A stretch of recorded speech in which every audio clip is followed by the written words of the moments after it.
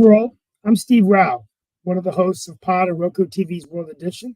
I greet you live from North Carolina, the eighth largest state in the United States of America, and we are proud to be here on this wonderful show as we begin a new year, 2024. A lot happened in 2023. We're in the middle of two wars. We have on the heels of a presidential election, on the heels of possibly a global recession.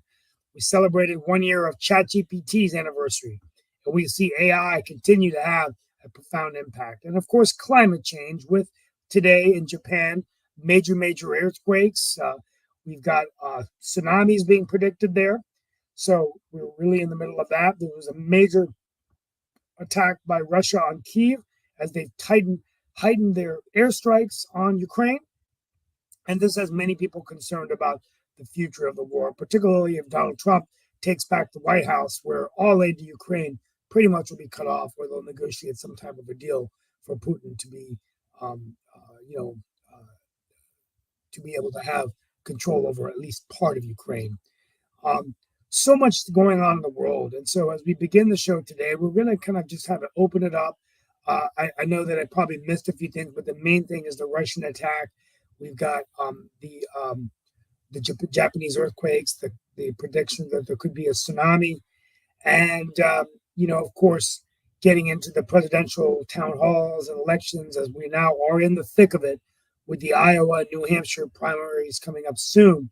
And Donald Trump still with a significant lead in the polls. President Biden, of course, the Congress is continuing with their impeachment on the president. Doesn't really have much legs, but does validate the divisiveness of American politics. And so divided, although in another week or 10 days, we'll be gathering together to remember the life and legacy of Dr. King. Maybe this is a good time for us to look at the areas that we have in common in the United States and around the world, perhaps focusing on things that we can do together. And as President John F. Kennedy reminded us, what not only America can do for you around the world, but what we all can do together for the freedom of man, which I think is something on this show that we can talk about. With that being said, I'm going to bring in Mark Lee. I'm on for a few minutes today. Nick Paladiva is with us. And we've also got Rick Rosner with us as well. First off, Happy New Year. It is the Happy New Year. Second day, and all along those lines, I actually went to Kwanzaa yesterday, and of course, they honored Baba Chuck Davis on his birthday, or what would have been his birthday, as he was born on January 1st, and it was always, when he was living, the closing out ceremony was always the closing out day of Kwanzaa. It was a nicely attended event. I mean, not as packed as it's been in the past, but it was still nicely attended. I also talked. Was it at Hayti? Was it at Hayti?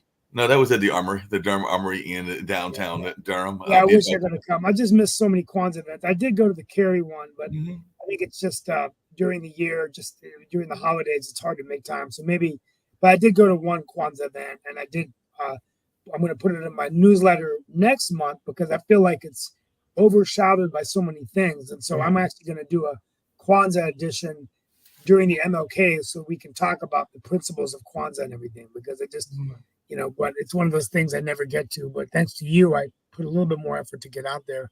Oh, yeah. Like I said, I did see the organizer of the Cary Kwanzaa yesterday, because Daryl Stover is a longtime friend of mine, and he's been one of the organizers there. And I think he even emceed it and all along those lines. So it was definitely great seeing him and all in that space. So it was good catching up with him. And as one of the announcers yesterday said, if people, and that means people of all ethnicities, live by the principles of Kwanzaa, there would probably be a better world, because it talks about cooperative economics, faith, purpose, and a number of other things that are part of those principles that are there for those 7 days. So that is one of the things that came up with that we should all live that. It might be a more peaceful world if we did that. But like you said, there's a lot of things that you didn't get to in the world. And I'll bring up Rick in a minute and everything. And of course, I know you're only here for a little bit and all in that space, but the Japan airline jet caught fire. Japan. The Coast Guard plane, and they said that 5 crew members are dead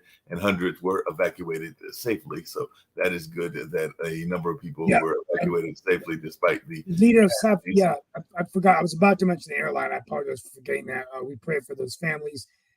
Lee Jae-myung, the leader of South Korea's Democratic Party, was stabbed in the neck while speaking to reporters. That's terrible.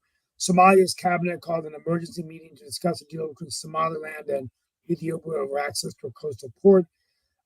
And Israel's Supreme Court has struck down a controversial law that would have all but eliminated the court's ability to overturn government decisions. And of course, as we speak, the war continues to rage on. Some talks about Israel slowing it down, but nothing official yet. It's been a long war, and I think the mobilization of more than 300,000 reservists has been a strain on the country's economy, which I think is something people need to realize is that the drain that wars have on people, and I had predicted this, I'm going to try to make world politics, but I may not be able to get back on time. But the bottom line is that there are similarities between, I think, 9/11 in terms of when you're attacked, your nation is attacked, you tend to just say, I'm going to go after the enemy no matter what, and you underestimate the cost. When you look at when we went after the Taliban, it resulted in a 20-year war and billions of dollars. I agree with Sasha Starr earlier. He said you can't really compare 9/11 to Israel's attack. But if you look at just this unrelenting attack on Hamas, it will have an effect on their economy, right? And so it's already having an impact on other economies as well. And definitely lots of lives have been lost. And actually, apparently, there was something that I don't know whether Sasha mentioned it on his show at 11 o'clock, since the show is entitled Ukraine, Russia, and China. But Xi Jinping rang in 2024 with a rare admission that China's economy is in trouble. So he definitely admitted that their economy is in trouble. And he says China will need to consolidate and enhance their economic recovery in 2024. And he also says that Taiwan will surely be reunified by in year-end address. So he is definitely urging Taiwan to stand on the right side of history ahead of elections. And definitely Taiwan's Xi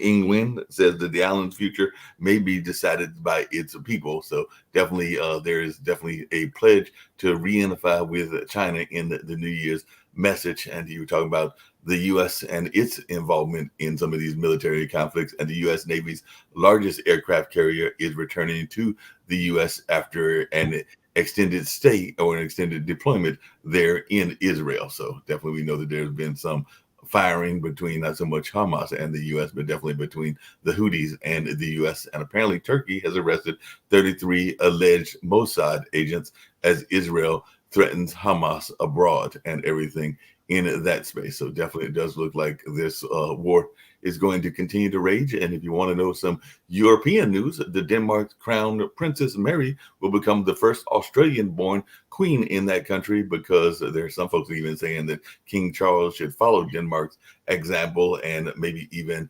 abdicate. But definitely Queen Margaret II, which is a Danish monarch, announced her abdication live on TV. So she definitely looks like it will have an Australian leader that will be there, the head of Denmark, because their current leader decided to step down. And I'm sure there might even be some folks that want some of our folks to step down as well. So definitely that is just some of the things that are going on. And I know that one of the things I did yesterday, and maybe Lee did it as well, even though his Georgia Bulldogs weren't in it, was watching some of the sports activities. So yeah. Who won the Texas game? I forgot.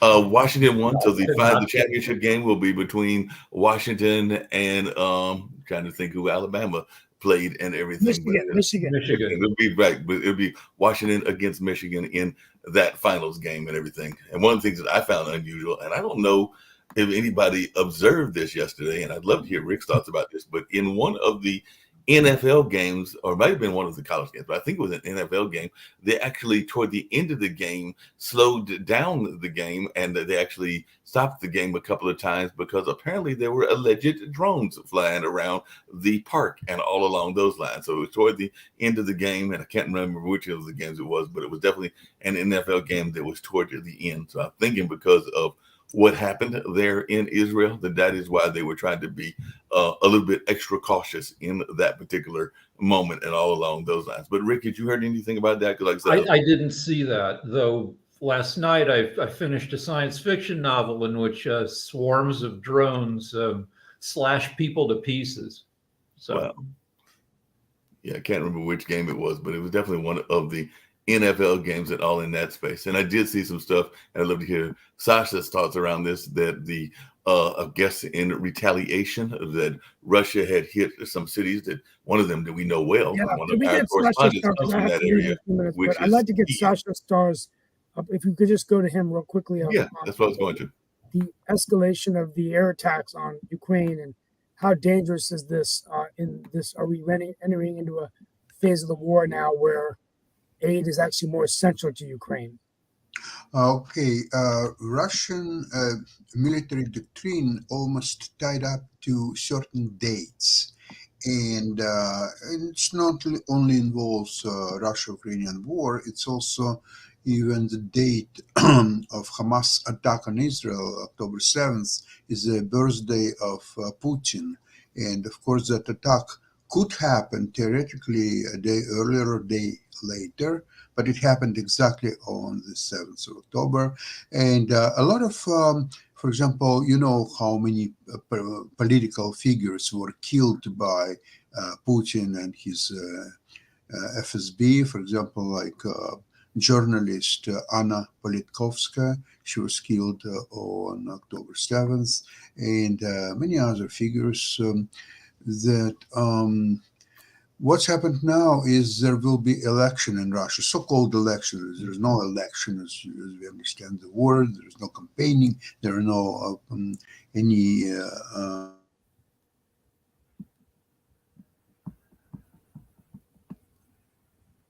Did he blank out? I can't hear him. Yeah, Sasha, you froze there for a second. I'll chime in that Yeah. Putin's been in power for 24 years. And yeah, there's no nudging him out of power, no matter how many elections are so-called elections. I mean, he's in there for life, and it's just terrible. And I think we need to just continue to. I do think aid is important. I think the entire rules-based system of international order that we have in place is in question here. And if we don't do something, then this guy's going to prevail in any fashion, and which can't be good for the world.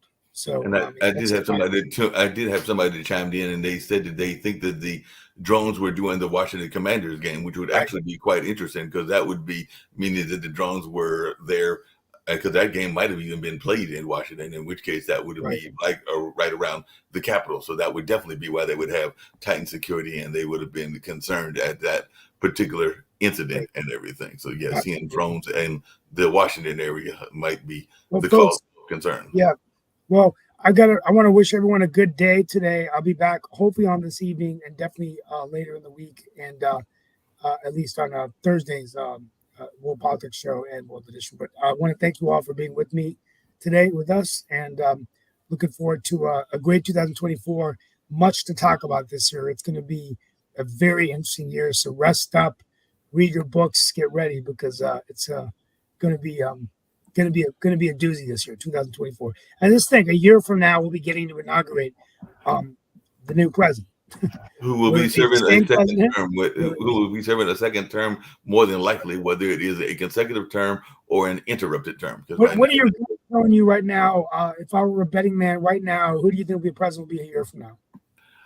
I mean, right now, if I was a betting man, I mean, Biden's numbers are very low, but so are Trump's as well. I think that somehow Biden will manage to pull it off, but I could be wrong. And I would not be surprised if a wild card figure from either the Republicans or the Democrats doesn't come in there and disrupt it, and we don't have a third option that is actually a viable option, but still within the two main parties. So I don't know that it's going to be a inauguration of one of the past two presidents, but Rick, what is your feeling tell you? I am a betting man, but only $1 at a time. And every bet you put down on Biden, you win that $1 back plus another $2 if he gets elected. So he's not a shoo-in, but I think that's a good bet. And now we're 10 months away from the election, and every day that goes by lowers the probability, the chance that Biden has some kind of health scare that would turn off voters. I think so. I think the other thing to realize is, with the total of a physical campaign, we often don't talk enough about that. This campaign will not be a COVID campaign. So a lot of when he was elected president, most of it was on Zoom or Teams, but he's going to have to travel to all of the states, hopefully not to fight a primary, But Hey, that is one concern. Will his hey, health Steve, I hold know you up? got to go. I know you got to go, but two things before you go and everything. One of the things I was going to say is that, yes, it is not a COVID campaign necessarily and everything, but I understand that there are 6 states, and I mean, of course, there are 50 states, but there are 6 states that are requiring their hospital workers to have masks on because there has been a spike in the respiratory illnesses, including here in North Carolina. I think that California may be one of the other states as well. So is there any concern that we may not totally be, I mean, despite the fact that everybody is feeling that we are out of the pandemic, that we may not be totally out of it? Yeah, I think we'll never be totally out of a pandemic, and that's something I've been trying to research. Is that's we I know Rick's got to go and I've got to run, but we're never totally out of a pandemic. I mean, we have to realize that we have more human beings on the planet. There's more exposure between humans and animals, more contact. Slaughtered animals, meat markets out in these areas, other parts of the world in Asia, and so it's only inevitable that, and I think we have to be prepared for it. And so even though we've got COVID, there could be another pandemic, and I think hopefully we're doing the research in terms of what we learned from last pandemic, but we're not talking enough about it. And if you read Fareed Zakaria's book, 10 Lessons of Post-Pandemic World, that's exactly what he talks about, right? So anyway, that's my food for thought. We're in no way done with COVID. COVID levels, according to poo water, sewage water, where you measure the amount of virus, are at the second highest in history. Finland, COVID numbers are at their highest ever. And COVID is now thought to maybe mess with your immune system, making you more vulnerable to other infections, including other respiratory infections. So it's reasonable to continue to do the things people have been doing to protect themselves from COVID, because it is still here in droves. Yeah. Hey, Rick, I mean, Steve, before you leave and everything, I know that Jacoby had a point as well. We're going to see if we can get Sasha back on because I know his mic cut out there for a second. But one of the things that I think might have shocked people this weekend is one of your friends decided not to run for office because of the redistricting. I was just wondering your thoughts around that, because Nikki Wiley has said that he is not running because of the redistricting. I'd love to hear your take on that. And I was in the paper. I actually hosted his press conference for him and spoke, and not much of a surprise. I mean, I think he did recalculate and look at what would happen if he did run. It's a very Republican district. He did mention that he was considering a run for the U.S. Senate. I think a lot of that will be whether Roy Cooper runs. If Biden has been elected, there is talk about Governor Cooper getting a major post in administration. I think also you never know what Valerie Fouché will do. If Valerie Fouché does run, decides maybe not to run, she could anoint, I think, Wiley Nickel or stay out of it, but he could run for the 4th, which actually consolidates a lot of Morrisville and Apex. And I know that Naida Alam is already, kind of hinting, but she may have a hard time holding onto her seat.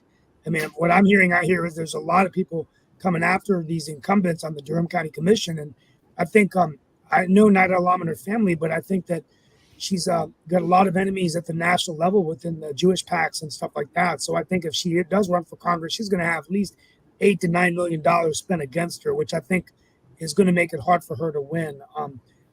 So you got to like Wiley Nickel's chances to come back and win the 4th. So my prediction, U.S. Senator Wiley Nickel or Congressman Wiley Nickel, if he can go strike a deal with Fouché. I'd take her out to lunch. Yeah, that definitely sounds good and everything. And you were talking about that, and even this money that we're seeing, because one of the things that I saw over the weekend was a number of advertisement that was coming, I think, from the Koch brothers. I think that's who runs that particular funding organization, that are heavily supporting Nikki Haley because they are painting the media in a very bad light, but they're also painting the court cases that Trump has in a very bad light as well. And It does seem like they are targeting Trump in order to go and make Nikki Haley the front runner. And like I said, if that is Koch brothers' money, it is some significant money that they have. And by the way, we do have a viewer that is watching, and Gretchen Wallert was saying that Trump will win unless they take him out. And she was saying that don't bet that it won't be some type of pandemic campaign and all along those lines. But I want to turn it over to Jacoby because Jacoby had a thought, and I saw his hand up earlier, and all along Have a those good day, guys. Jacoby, good seeing you, my friend. Good seeing you too, Steve. I was just going to point out that COVID itself is not going to go away because COVID has become, well, science has become political. And, you know, if you take, for example, the infection rates are lean heavier on one side of the political aisle over the other because the vaccination rates are heavier on one side of the aisle. It's just COVID has become such a political thing. It's being taken over by the anti-vaccine. Well, it's been taken over by the whole anti-vax crew. Well, supported and propped up even more by the anti-vax crew. So it's a whole political game. We'll never be rid of COVID just because it's hit that political scene. And even more so in terms of not running or running.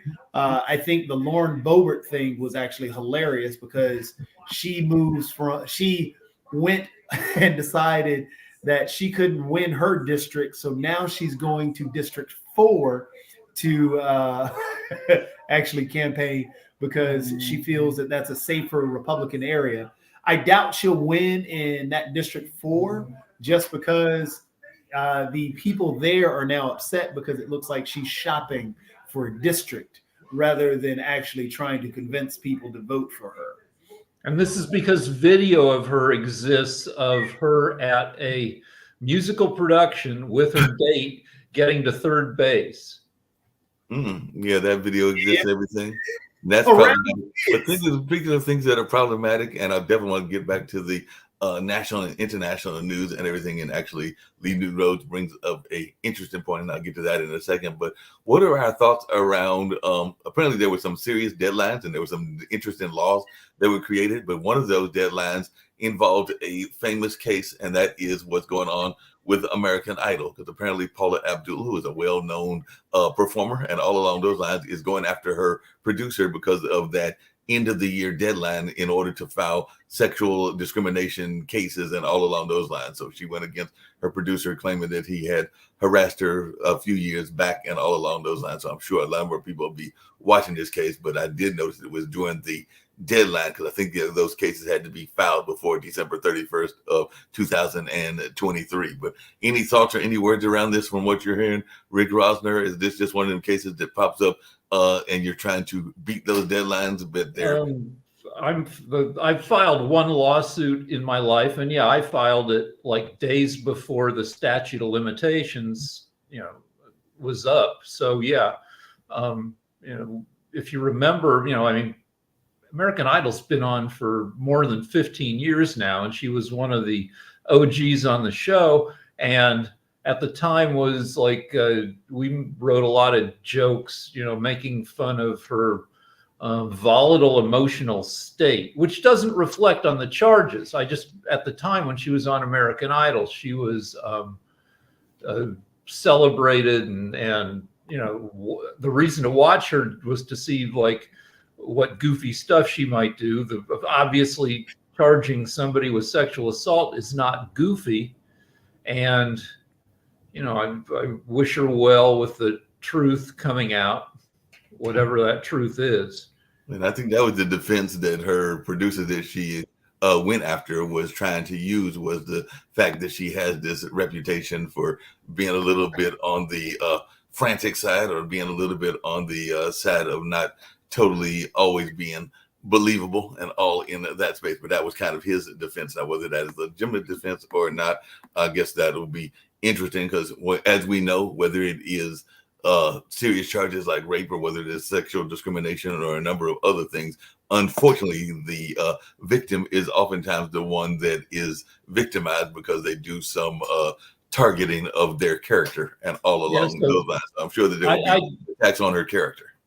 I go with believe all women, unless it's that Biden accuser, Tara Reid, who defected to Russia. What's your take on that, Jacoby, and everything? Because you're in the entertainment game, you've got friends that are, and even relatives that are in it as well. But do you think that this will have any traction and will have any impact on what's going on in the entertainment industry? It depends on how many eyes watch it. If nobody pays attention to actually what's going on, then it's not going to get much traction. It's going to be settled. It's going to be settled. Look at what happened to Sean Puffy Combs in his case, because somebody brought that. If Vin Diesel has a case against him, see what happens there. If people don't pay attention, then yeah, it's just going to get settled out of court, and it's going to move down the line. The person's going to be all of it's going to be overlooked. But I don't think unless people pay attention to what's going on with the Paula Abdul case, then I mean, because of the powerhouse that it is, it's I'm against automatically believing all women. Yeah, that's what Gretchen was saying, that she's against automatically believing all women in these kind of cases. So I guess she's saying that some women might be targeting some of their. I disagree with that. I mean, you have to. I mean, if you look at the percentages of, and Nick is here, Nick can bring up all the percentages on the amount of false allegations compared to the amount of actual allegations. I mean, the benefit of the doubt should lie with the woman who's claiming that she was actually assaulted. So, according to some studies, the percent of false allegations for sexual assault are no higher than false allegations for any other crime, which is low. And some people would argue that it's even lower considering the uphill slope and the damage to your reputation, that the ordeal that you have to go through to even accuse somebody of sexual assault. And that's the part that I think that's why, again, the benefit of the doubt should lie with the woman. If she makes a claim, then yes, it probably happened. There's more than likely a chance that it happened. I mean, just saying, well, no, she's lying, that's part of the uphill climb that she has to deal with in the first place. Yeah, definitely much so. And actually, Gretchen was saying hell has no fury as a woman scorned, and all along those lines and everything. But in that similar situation, I don't know what y'all thought about this, but yesterday I was watching, and this is actually, I wish Lee Newton Rhodes was able to come on camera because he will find this interesting. But I was listening to a video of Damon Wilson, who played the son on Sanford and Son. So he played Lamont and all in that space. And he was actually making some very interesting conspiracy theories in terms of the way that Hollywood operates, including being mobbed up and all along those lines. But one of the things he was also talking about was something that Lee Newton Rhodes has brought up before, which is the amount of broken families that they are in society in general, not just in the African American community, but in society in general. And I think that he brought up a quote, and I have to try to find that video, where he said that like 65% of those that are in prison in our prison system came from broken families or one family. So he was actually arguing that we needed to go back into some more traditional family values. And of course, Damon Wilson is also a minister, but also in some ways a nationalist as well. So he has some very interesting viewpoints and all along those lines. But I have to bring up that video and see what folks' thoughts are around it, because it was on one of the comedy channels. I think it was Comedy Hype and all along those lines. But he even brought up the notion of he was actually kind of attacking the voters, because he was saying that in a lot of ways it's already rigged, and that the Democrats and the Republicans are really just the same coin, whatever that expression is. But that basically there's not much difference between them, and that all of this stuff is prearranged and somewhat rigged, is what he was saying. And I'll have to saying that is like giving up, like, because there are obvious differences between the Republicans and the Democrats, and saying everybody's the same, so don't vote, don't bother, they're all corrupt is just a sloppy and especially now not accurate argument. It's lazy, completely lazy. Rick, I couldn't agree with you more what you just said about that. It is always the weakest argument to say, well, both parties are the same, so don't vote. Though there is a similar argument that I tend to buy, which is that the crazies to each side, the far left and the far right, kind of wrap around and meet at some crazy point that their behavior is, the people at the extremes are kind of similar in their nuttiness. Yeah, And and I agree with that. Lee Newton Rhodes wrote that he says that there is a difference in how they campaign, not much difference in how they govern. And I think that was the point That's that incorrect Mount as Wilson well. was making. That's incorrect as well. One party wants to pull down the Confederate flag, the other party wants to put it up.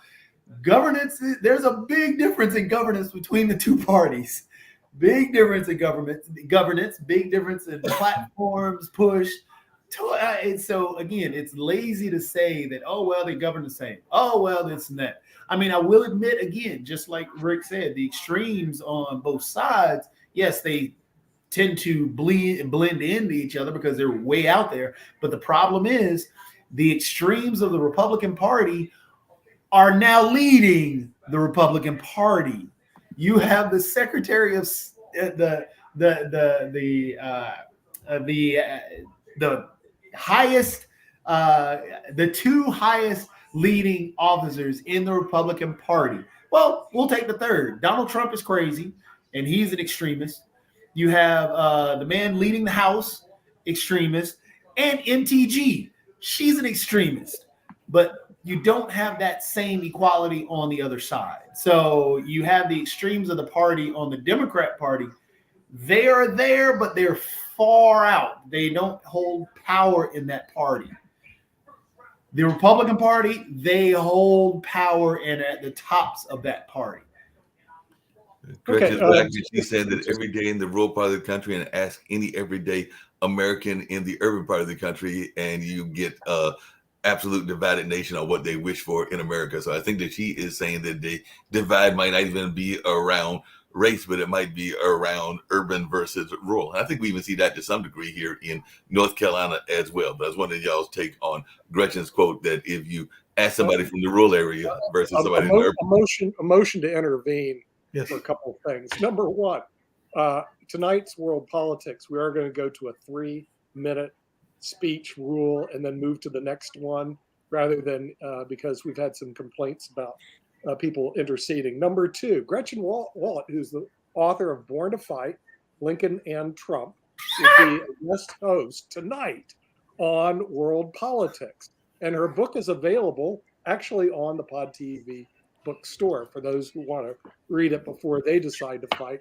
Because she's perfectly welcome. You know, we love authors and we do have a bookstore. So if she wants to come, then we can have. Hands have already come up and already been interrupted. So with that, we're going to take a quick break.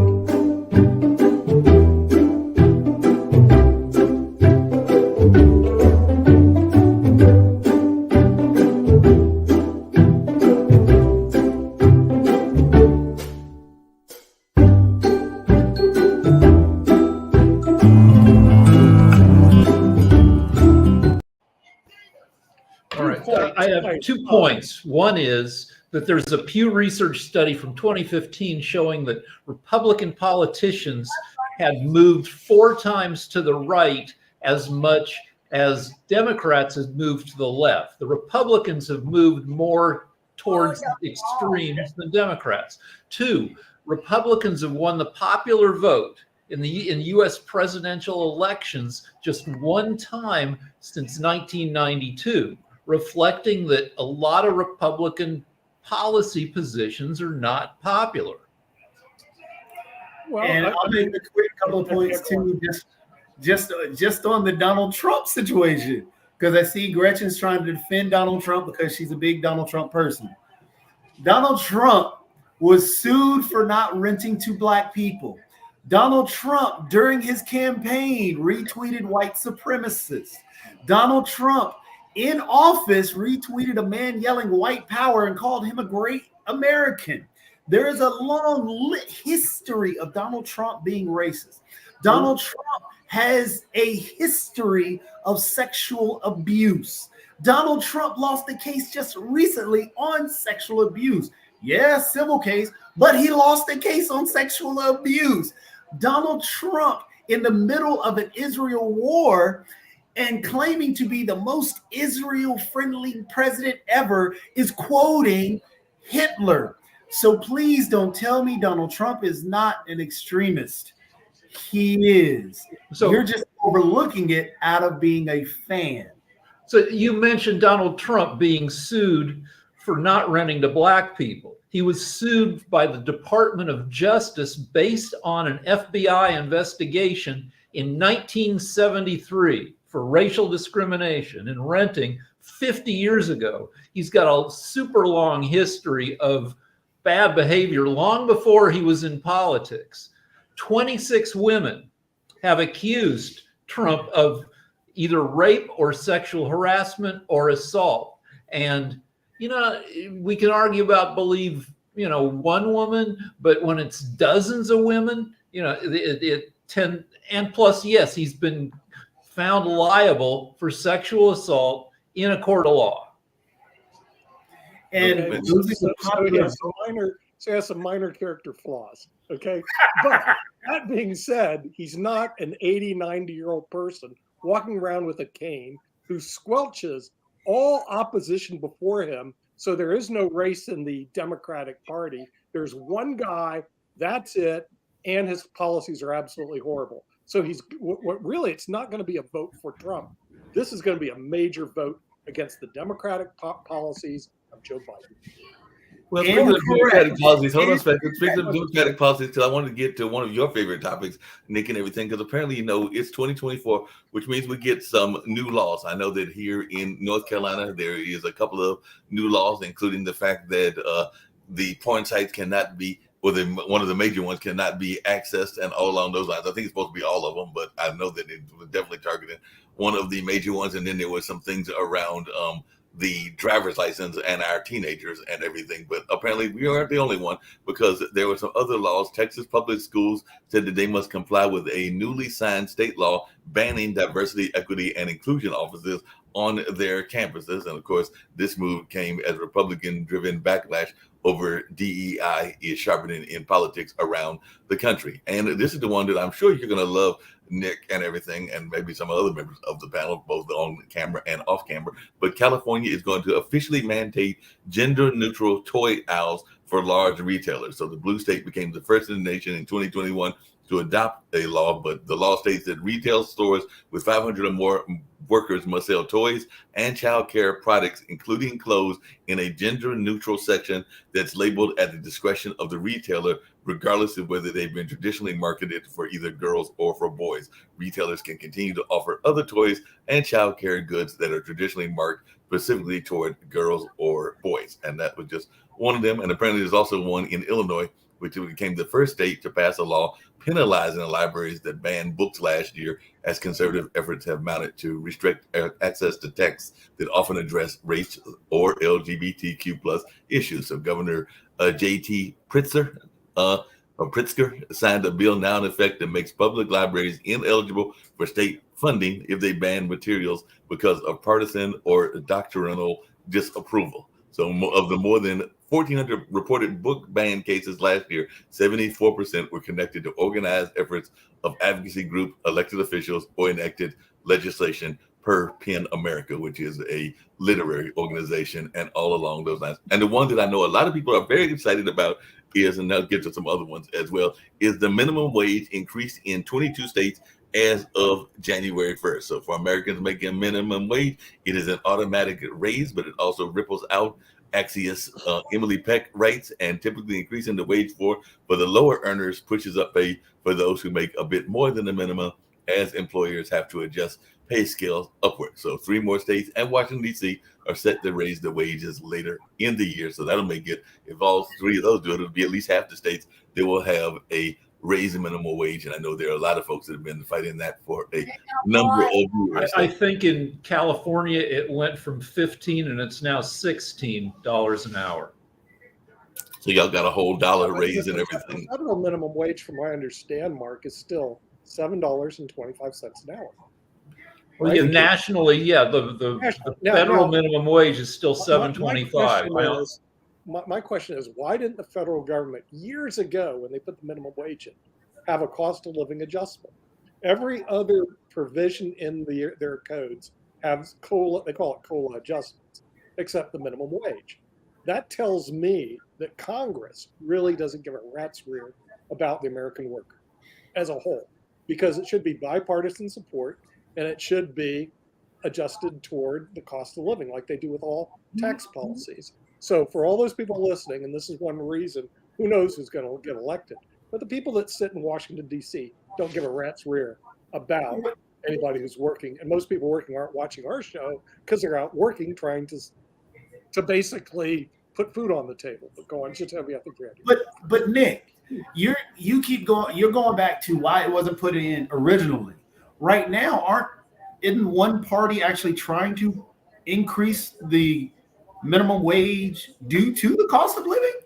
Because then that means your argument is basing it on you're saying that, oh, well, because they didn't do it years ago, they don't care at all now. But there's a party actually even the current president right now is trying to increase the minimum wage due to the cost of living. So they're trying to put it in, but there's another party who's blocking that, which goes into point out that two parties are fighting differently for different people.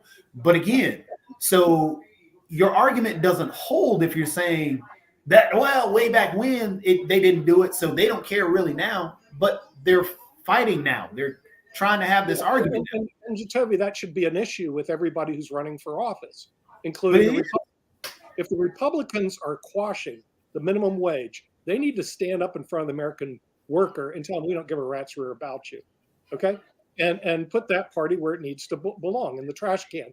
If you Nick, along those same lines, there was Nick, along those same lines. Along those same lines, there was a very popular activity that used to go on regularly at the height of the pandemic. And I was reading an article, I think it was over the weekend and everything, that talked about how people are actually fleeing those jobs because they are not being compensated as much as they should be compensated. And therefore, it is not as lucrative as it used to be. So apparently there is a pushback because apparently the pool got too big and everything. So it was too many people that were doing it for a limited amount of folks. So whether you were doing Instacart or DoorDash or some of these other delivery services or even people delivery like Uber and Lyft, apparently it has become more difficult. So they are saying that a number of people are quitting those jobs because it is not as easy as it used to be, and they're not getting the support or the wages that they used to get. And I think some of those companies are even putting in mandatory minimums and all along those lines, which may keep some people in those jobs. But I just wonder, y'all's thoughts. I just want to say that it used to be very popular, but now it seems to be falling on harder times. People in Congress get paid $174,000 a year, and a ton of benefits.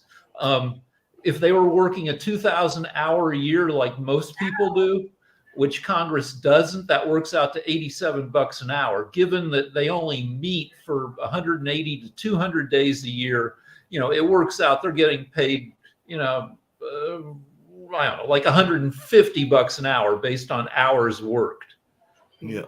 And do you have a problem with that? Is there an issue there, Rick? Because I can tell you that $174,000 a year, you're not getting rich in Washington, D.C. No, you're not. But these are the same people who say it's cool to pay people $7.25 an hour. Yeah, of course, because that's called the double standard in Washington. In other words, there's them, the privileged ones, and there are you, the non-privileged ones. So I see you may have an issue with it, but that's called American capitalism. Yeah, Washington's expensive. A lot of Congress people, because you have to have a house back in your home district and you have to have a place to live in D.C. A lot of these Congress people live in what are basically frat houses where they share a house with 4, 5, 6 other Congress people to save money. D.C. is expensive. $174,000. I mean, come on. How many people in L.A. can make it on $174,000? I mean, it just ain't happening. In North Carolina, you're doing okay, but if you're in New York City, you're broke. You're in LA, you're broke, and you're in DC, you're broke. So I don't think they're getting paid. They're probably, oddly enough, not getting paid enough, which is one reason they're on the take all the time. So they probably don't make enough to live in Washington, D.C. and support that lifestyle. Well, speaking of people being on the take, go ahead. Just to point out, to get back to the, and this kind of revolves around the discussion about the minimum wage again. You have a group of senators or congressmen and even a president pushing for a raise in the minimum wage. You have another group out there with better messaging and actually able to, for some odd reason, connect with their fan base, because that's really the way it is now. It's not really a voting block. It's more so a fan base. And it goes on both parties. So I'm not trying to condemn either, because that's where we are right now. But you have a party that is able to connect with their base a lot better through communication. So the reason you were asking, why don't they come out and say this? They don't have to. They can go ahead and yell out socialism, communism, all these buzzwords that their base really doesn't have a clue what it means. For example, yelling out woke 16 times, and they don't understand what woke even means. They just know they use the term, so it must be bad. That's why they're not coming out and saying anything. But it confuses the actual voting populace, and it keeps their base with them because they use these scary words that they have no clue what it means, but they must be wanting to protect me from wokeism, communism, socialism. And that's why we can't raise the minimum wage. And these people just have to pull themselves up with their bootstraps. So if we were truly honest, Nick, yes, the Republican Party would come out and say, okay, we really don't care about the worker. We're caring about the actual employer and the actual person up top, because that's how I get rich. That's how I keep myself in power. But they don't, and they won't, and they will never do that. They will come out and use, again, buzzwords to scare their base to voting for them and keeping them in power. Jacoby, speaking of buzzwords and everything, there is a small college, and I do mean it is a small college, that releases every year their banished word list, and they release it again on Sunday. So as we close out the year, they released it. And yes, we've used some of these words even on this show. As a matter of fact, I think I just used it earlier and everything in that space. But apparently among the banished words this time around by Lake Superior State University is a hack, impact, at the end of the day, Riz, slay, iconic, which apparently made the list again, cringeworthy, obsessed, side hustle, and hold on, wait for it. That's the other one. Wait for it, made the list as well. So apparently that is some of the words that this university has deemed that are being overly used and all in that space and everything in that way. So definitely there's a group of folks that have made it, even though less than a month ago, Oxford University adopted the word Riz as its 2023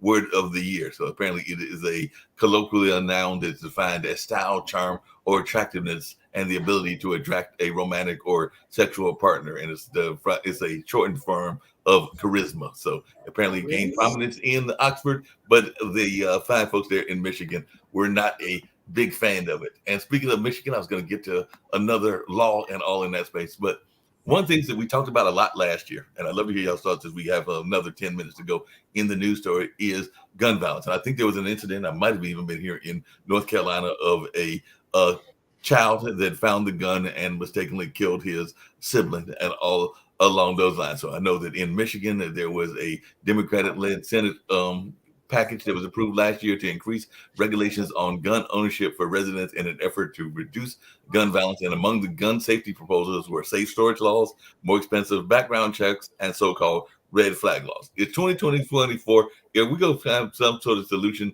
to gun violence, because I mean, literally on New Year's Day, I can't tell you how many, and I'm sure you heard them, Jacoby, and you've now moved to Durham, so I'm sure you've heard them as well, Nick, and even you, Rick, in California, heard gunfire in the New Year's Eve and New Year's Day and all along those lines. And I'm assuming, hopefully, that nobody was hit, but there was definitely gunfire and fireworks that I was hearing last night. So are we ever going to, or 2 nights ago, are we ever going to hear an end to this gun violence in America? Not really. There are 450 million or so guns owned by 338 million Americans. So about 1.2 guns for every American, though, they're constant. The average gun owning household has 8 guns. So no, you're not making guns go away. The number of and another 10 to 15 million guns are sold every year. So it's only going up. The only way that, we can use AI to help police. Like when some lunatic shoots up a place, you usually find out in the weeks after the massacre that a lot of people knew that person was a dangerous lunatic, and the various police agencies hadn't coordinated with each other to do anything about the person. If we can use AI or just more, advanced tech to help agencies coordinate with each other, you might be able to, stop a higher percentage of lunatics before they do their massacre. But getting rid of guns is not going to happen. Yeah, guns aren't going anywhere, and that's the sad part. And for example, Lee's comment talking about safe storage laws and blah blah blah blah blah. Well, you do realize that kids grab guns, Lee, and if they aren't stored securely, then a child is more than likely to grab that gun and experiment with that gun, and then you have many deaths that come from people not storing their weapons correctly. So the problem is we get these nonsensical arguments, these arguments that just based on fear and emotion and but the reality is stuff that Rick pointed out. I mean, if you look at the amount of guns that are in society today, in all honesty, under presidents, if I remember, how everybody feared Obama was going to come for the guns. Well, it was actually under Trump, which more gun laws were passed. But the problem is the gun sales and all this other thing spiked because you have one party, again, because that voting bloc will vote just based on that one law. Hey, I must or just act based on that one law, because apparently last night a gentleman in Colorado broke into the Supreme Court overnight and opened fire. So definitely, apparently, that was part of what was going on, was that he was maybe not that happy with the decision, because he forced his way into the Colorado Supreme Court days after the Trump ballot decision, because we do know that both Colorado and Maine have said that he cannot be on the ballot. We had multiple mass shootings on New Year's Day. Mm-hmm. And they're not going away. And then on top of that, if you look at statistics, if the assault rifles ban, when that was in place, mass shootings and mass killings were down. But as soon as that got repealed, mass shootings have now begun to spike because the assault rifles ban was pulled. So I mean, it's never going away, because you have this fear, the Second Amendment has gone, and guns have moved into a religion in our society. It is no longer a tool to safeguard us. It is a toy. It is things that we're going to sleep with at night under my pillow. And it is a religion, because people will not even consider or even think about going without a gun. One thing that would help would be for the NRA to go away. The NRA has been shown to be a fraudulent organization, that the executives of the organization take the money that's supposed to be used for other things and use it for personal enrichment. They've declared bankruptcy and changed where they're incorporated out of to avoid prosecution. But the NRA fights even the most reasonable gun control measures. There's technology that, like a biometric gun lock, so that a gun will only shoot in the hands of its owner. But any gun company that dares to offer technology like that gets attacked by the NRA and takes a huge financial hit. And it's the NRA and other gun lobbyists, they fight against these things because it costs them money in the long run. And that's what it's all about, is it boils down to that bottom dollar. And then on top, and all these things that, people like, I saw Gretchen popped up with, fighting against these accidents. Well, if we're looking at statistics right now, guns are the leading causes of deaths of children. So Lee, Gretchen, are we going to play this extremist role of, hey, you don't care about children, but you care about your guns? So again, we have to really have a legitimate discussion about it. Guns aren't going to leave the U.S. because they are so entrenched within our culture and within our society. And like I said, they become a religion in our society. Hey, Jacoby, as we get ready to wind down, because in about 5 minutes we got the Ukraine, Russia, China show that Sasha will be hosting, and all along those lines. So he's got his mic up and running, and we'll be able to do that in a few minutes. But the other thing that we heard a lot about in the in last year that is still in the news, because now they're playing one state against the other, and if folks have quick thoughts, is that this whole notion of if you can't drop them off in one place, because apparently there was the whole rules that New York put in, then you drop them off in the neighboring states. So apparently New Jersey mayor is saying that buses of migrants bound for New York are now being dropped off at the New Jersey station. So I guess that they were told, that they had a certain amount of time that they had to be processed in order to get to New York. So now they're using New Jersey as a transit point for migrant buses headed for New York City after those new executive orders. So we're still going to see a lot of states of one color shipping them to the states of the other color, meaning conservatives sending them to Democratic states, and all along those lines. Is this going to be another one of those storylines that will continue in 2024? Yes. Yeah, because it works politically. It gets the Republican base pissed off. Yep, it does. And I completely agree, Rick. And it's all about motivating your base, especially this year. So you're going to hear a lot more about immigration and how poorly it is. And well, truthfully, if you look at it, the main law that was changed between Trump and Biden was the fact of the family separation. That was the main difference. The wall still has money behind it. The immigration laws themselves haven't changed in years.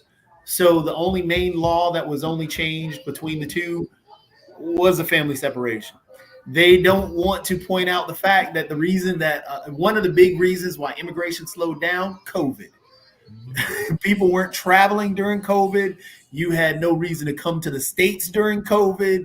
Everything was shut down. There was no jobs. There was no future during that time. That's why gas prices dropped during COVID, because everything was shut down. But all these things are going to be brought up. So you're going to have immigration. You're going to have, the economy. Well, every economic measure right now says the economy is better than it was under Trump.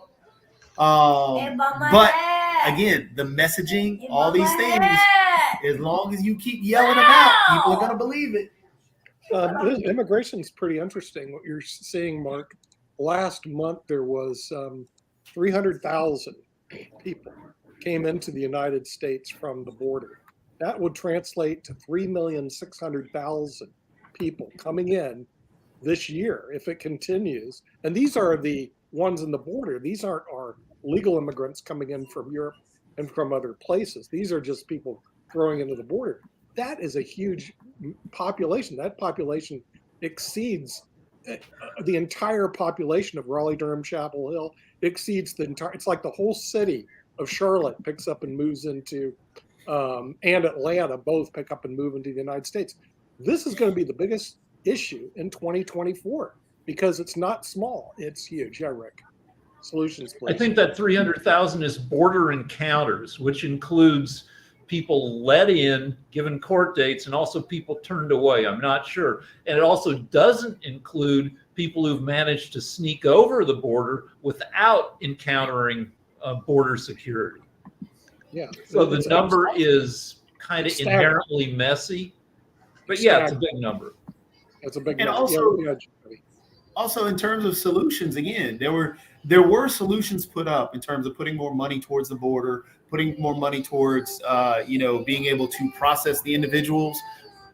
But one party blocked that because we are in politics, and that political game that gives a political win to one party if there is a solution. And that's the problem, is that right now we're playing so many political games that, for example, they wanted to put money. If you look at what was placed in Biden's border security package and all the other things, there was money for the border. There was money for the increased security. There was money for this, money for increased processing, all these other things. But it got declined because who runs the House? And that's part of the problem. If we can get out of this politics, because this immigration problem has been there for decades.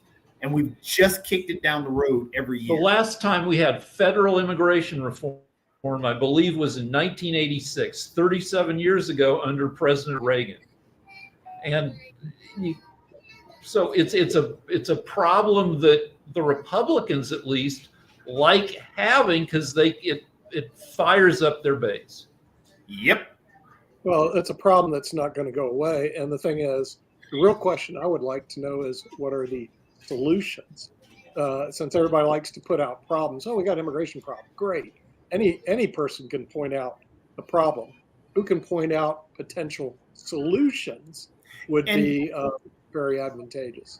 And that's why I said that there was a solution put on the table in terms of increased funding for border security, increased funding for lawyers, judges to help in the processing, and then to find these individuals jobs afterwards. So the whole pipeline was there, but then it gets shot down because of politics.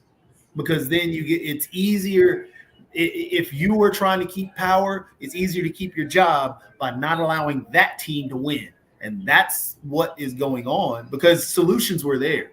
Like I said, the best solution that we can do is in all honesty, we need to have more lawyers and judges to process the individuals that are there, because part of those individuals that are part of that 306,000 or 360,000 or 360,000. You have people still waiting in these in Mexico or in South America to be processed, but the line is so long that they decide. I think they found like 10,000 tried just go ahead and walk across because they're still in line and still waiting for their information or immigration papers to be processed. So until we actually increase, I mean, it's common sense. I mean, if you want more water to flow faster from your sink, you create a pipe that's going to actually increase the amount of water that comes through. So you got to increase the amount of people that process. Jacoby, do we have the jobs for them? Do we have housing for them? Yes. Housing. We have a lot of homeless people in the United States. Okay. So yes, we have housing. You need housing, jobs, and food. That's a solution. That's an easy solution, because right now we have so many jobs in not only in those jobs that many of the individuals within many of the immigrants that came north here already worked on many of the jobs that a lot of Americans did not do. So they took up that. So then we have a lot of help wanted signs that are out there due to the fact that we've cut back on immigration. So I think it was, honestly, Steve likes to bring up Fareed Zakaria a lot. Honestly, he did a great immigration piece talking about how immigration is necessary for our country, because one, our birth rate is so low. So one, if we're trying to force women to have kids, which is one of the actually solutions that one of the GOP senators said, is that we want these people, we want to ban abortion so we can have more children, but our birth rate is low. Therefore, we can fill those gaps with other immigrants coming in here to actually provide more opportunities for jobs. Yes, housing is going to be a tough thing, but the thing is, building homes is also a tough thing where help wanted signs are. So therefore, if you're having a construction worker build their own home, you have a house already built. So the big thing is we have to stop demonizing immigrants and immigration, because they offer so much to our society, because they brought in a trillion plus, is it? If you look into the numbers, I know it's multiple billions. It might be a trillion plus in terms of money into our economy. Right. So if we actually have the processing portion there and increase the ability to process these people, house them, or find jobs, or allow them to create their own jobs, that helps our economy by millions. Because and that was another thing that he brought up. I apologize, Rick. This one last thing. That was another thing that Fareed Zakaria had brought up in that whole immigration talk, is that many other countries have figured the solution, because our biggest boom that happened in our economy was when we had an influx of immigrants that came into our economy. So when we're sitting here fighting against it, other nations have figured out we figure a way to process and allow these people in because they have the lowest crime rate. You allow these people in, it increases the economy and it allows for, a boom of the economy. So there are a lot of things we could try since the last time we had immigration reform 37 years ago, but we can't get any of that passed because the U.S. Congress is paralyzed by polarization. This is the second least effective House of Representatives in history in getting stuff done. And so all the things surveillance technology has gotten so good. If you want to come into America, agree to be, surveilled via your phone, or we stick a chip in you. If you're worried about all these immigrants or running the chip, like when you show up to apply for a job, like you can, get scanned to see if you're legit or not. We're not going to try any of that stuff because we can't pass any legislation about it. Yeah, and wouldn't it be more effective rather than build a wall to build houses? Daddy. One of the cool ideas that's use money to build housing, not walls. Well, on that same note, Nick, which would be a super neat thing, why not? As these individuals are coming through, because they're coming through in unpopulated areas or a lot of them. Well, some of them are coming through unpopulated areas. Why not allow cities to blow up right there? In terms of, you create cities around that area. So you have those immigrants that are coming across. And then as they are there and you're trying to process them, let's go ahead and start a construction business right there. Why not go ahead and start, you have your tutorial programs where you can create textile industries right there. So now you have businesses that could be legitimately right there along the border as these individuals come through, get processed. Now they have temporary jobs and temporary housing. Then they can take that wherever they want to go. So we do have an infrastructure bill, and that sooner or later, I hope we build high-speed rail like they did in China, which actually works. Yep. And we do have an infrastructure bill to rebuild a lot of our decaying infrastructure. But I think wasting money on lawyers, I don't think is a good idea, Jatovi. I think it should be very quick processing of people that come in. I think you should spend your time not on lawyers and judges, but more time on building houses and finding jobs and making sure there's food. But one thing about America, we have plenty of food. I mean, I don't think food's an issue. We grow more than we need. So we have enough food, we have enough water. So it's really housing and jobs. And I think they can supply plenty of housing, plenty of jobs, and stop this wall craziness and the craziness that's just in the border. Plus, there's new technology. There's 3D house printing technology that gets better and better every year. That you can print pretty decent buildings. Yeah, and it's not like we have a high unemployment. We have a very low employment rate right now. Frankly, in my industry, it's hard to find people. Well, in my office in Salt Lake, we're continually looking for people to work, and it's about full employment in Utah right now. So it's really difficult to find anybody who wants to work. We've got all these people on the border who want to work, and they won't let them in. And I'm going, as a greedy capitalist, okay, just to let you know, Jatovi, I'm a greedy capitalist. I like people to come in and work. Okay, so I have no problem opening the border up, bring these people in, let them work, baby. Let them work for the greedy capitalist. No problem. And that's, in all honesty, and hate to feed the greedy capitalist, but in all honesty, again, that would be. I mean, even if you take away, the money for the lawyers and the judges, it's just whatever can be done to create that process, to make that processing process allow for more individuals to be processed. Because if you could process, 10 to 20,000 at a time and actually legitimately have them go through the whole everything and without lawyers, judges, or whatever, I'm all for it. But it's the whole processing process.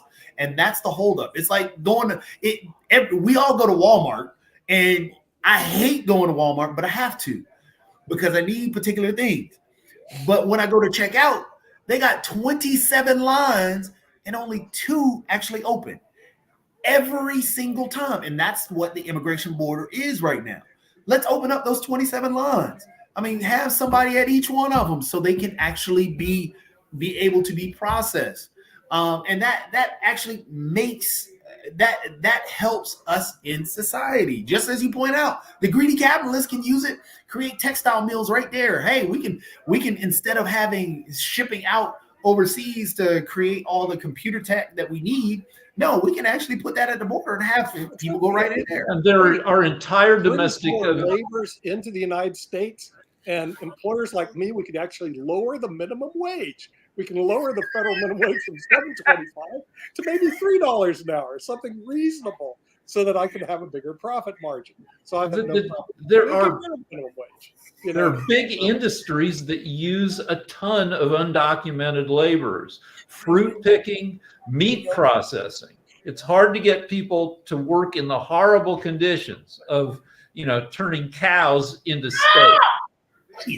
And the funny thing is, the interesting thing about that, what you just brought up, Rick, is that they did a study just to back you up on this.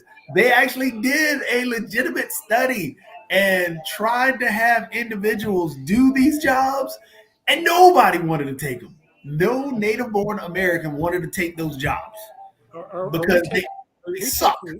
Sasha's time, Mark. Well, that's why I popped in, because Sasha's actually going and doing his show, and it's gone. I was actually running as we're speaking, but I was going to have you run that commercial that you are a greedy capitalist and we need to make some money for the bookstore. So if you'll run the bookstore commercial and also the end of the show commercial, and then they can continue with the Russia-Ukraine show. The Russian show, Russia, China, Ukraine. Bye-bye.